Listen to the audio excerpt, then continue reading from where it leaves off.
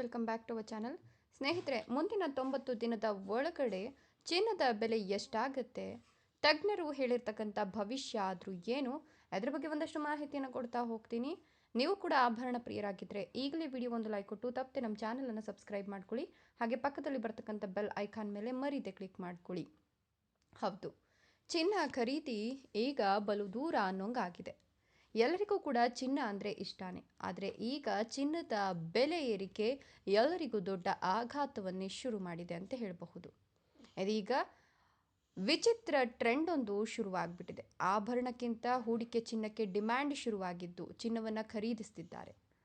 ಆದರೆ ಮದುವೆ ಸೀಸನ್ ಶುರುವಾಗ್ತಿರೋದ್ರಿಂದ ಆಭರಣಗಳ ಖರೀದಿ ಮತ್ತೆ ಜೋರಾಗಿದೆ ಅಂತ ಹೇಳಲಾಗ್ತಾ ಇದ್ದು, ಇದೀಗ ಆಭರಣದ ಬೆಲೆ ಮುಂದಿನ 90 ದಿನಗಳಲ್ಲಿ ಅಂದರೆ ಮುಂದಿನ 3 ತಿಂಗಳಲ್ಲಿ ಎಷ್ಟು ಆಗುತ್ತೆ ಅನ್ನೋದರ ಬಗ್ಗೆ ಇವತ್ತಿನ ಡೀಟೇಲ್ಸನ್ನು ಕೊಡ್ತಾ ಹೋಗ್ತೀನಿ. ಹೌದು, ಸಾಮಾನ್ಯವಾಗಿ ದೀಪಾವಳಿ ಟೈಮ್ನಲ್ಲಿ ಸುಮಾರು 40-50% ಅಷ್ಟು ಚಿನ್ನದ ಬೆಲೆ ಹೆಚ್ಚಿಗೆ ಆಗ್ತಾ ಹೋಗುತ್ತೆ. ಹೊಸ ಡಿಸೈನ್ಗಳು ಮಾರುಕಟ್ಟೆಗೆ ಲಗ್ಗೆ ಇಡುತ್ತೆ. ಇದೀಗ ಈ ಒಂದು ಮಾಸದಲ್ಲಿ ಅಂದರೆ ಈಗಿನ ದೀಪಾವಳಿ ಹಬ್ಬದ ಟೈಮಲ್ಲಿ ಕೇವಲ 20-25ಕ್ಕೆ ಇಳಿಯುವ ಸಾಧ್ಯತೆ ಇದೆ ಅಂತ ಹೇಳಲಾಗ್ತಿದೆ. ಒಂದು ವೇಳೆ ಹಳೆ ಚಿನ್ನವನ್ನು ಎಕ್ಸ್ಚೇಂಜ್ ಮಾಡಿದ್ರೂ ಕೂಡ ದೊಡ್ಡ ಮತ್ತು ಭಾರವಾದ ವಿನ್ಯಾಸದ ಆಭರಣಗಳನ್ನು ಬದಲಾಯಿಸಿಕೊಳ್ಳಲು ಇಷ್ಟಪಡ್ತಿದ್ದಾರೆ.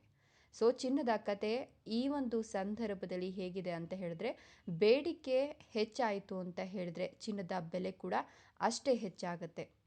ಸೊ ದೀರ್ಘಕಾಲದ ಬಾಳಿಕೆ ಬರ್ತಕ್ಕಂಥ ಆಭರಣಗಳ ಮೇಲೆ ಚಿನ್ನದ ಬೇಡಿಕೆ ಹೆಚ್ಚಾಗ್ತಿದೆ.